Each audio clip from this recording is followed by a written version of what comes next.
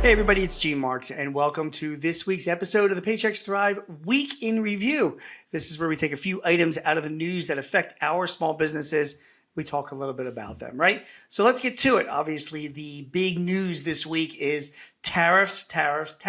It continues to be big news. And in the news, we are starting to see the repercussions of some of the tariff moves and announcements that the presidential administration has been recently making.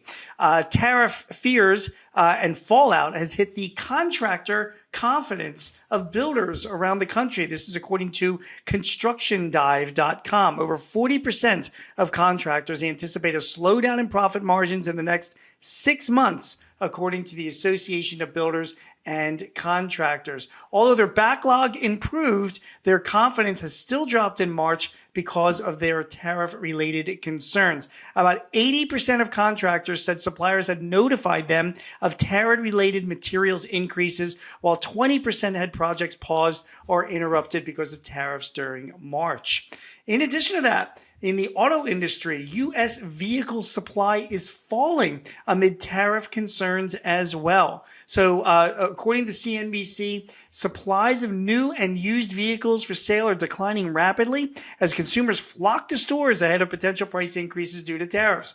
The day's supply of new vehicles calculated by an estimated daily retail sales dropped from 91 days at the beginning of March to 70 days just this past month. There's concern that the sales could come to a grinding halt once automakers and dealers sell out of their tariff-free inventories. And finally, on the home buying side, a lot of home buyers are rushing to riskier loans because of tariff turmoil. Their fear is that it is pushing interest rates higher, and so therefore they are settling and getting mortgage rates that are a little bit riskier. Again, this is according to CNBC. The share of borrowers applying for adjustable rate loans jumped to the highest in over 2 years.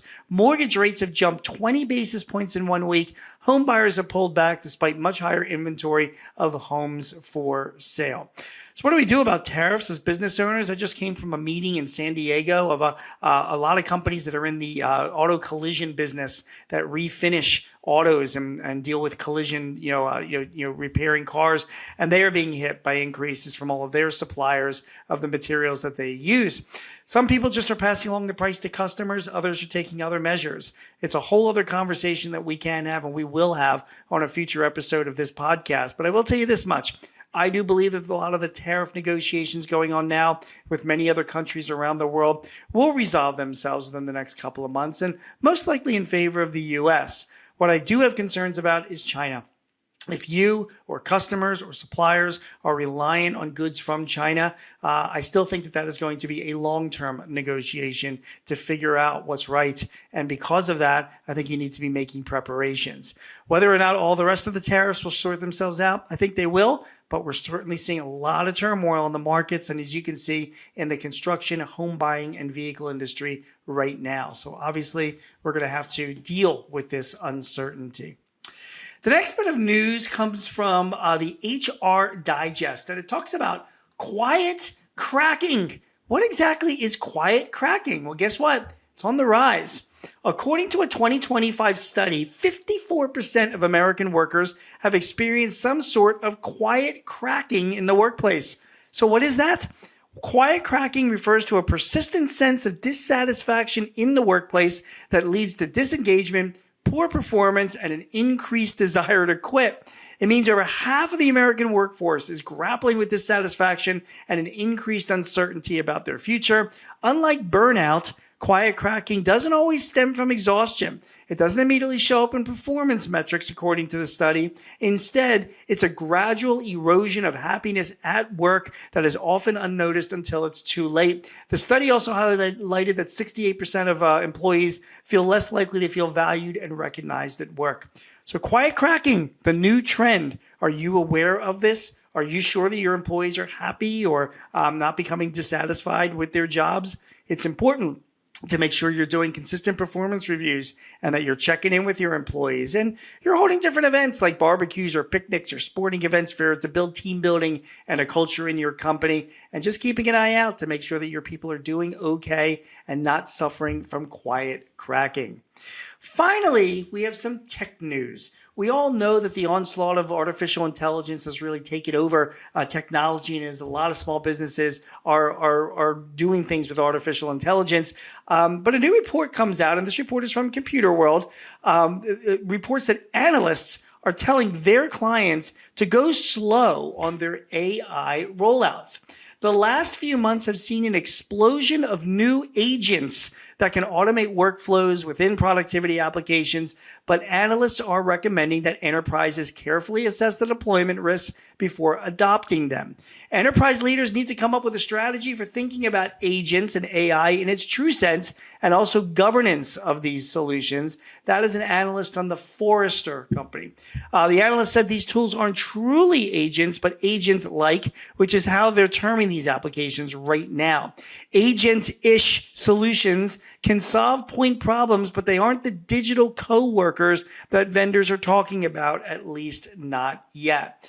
Google and Microsoft have been developing AI plugins for their productivity suites, and third parties are providing their own AI plugins for these applications. But again, analysts are warning, hey, roll these technologies out slow. And I could not agree more.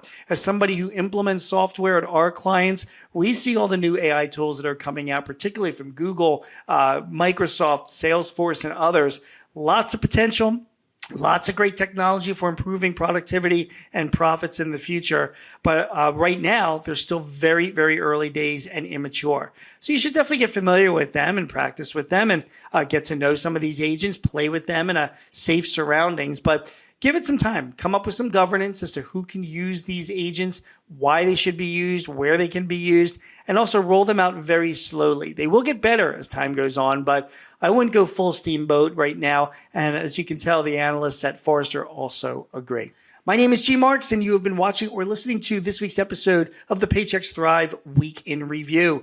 If you need any help or advice running your business, by all means, please sign up for the Paychex Thrive newsletter. Go to paychex.com/thrive, and you'll get all the help that you need, as well as prior episodes of this podcast.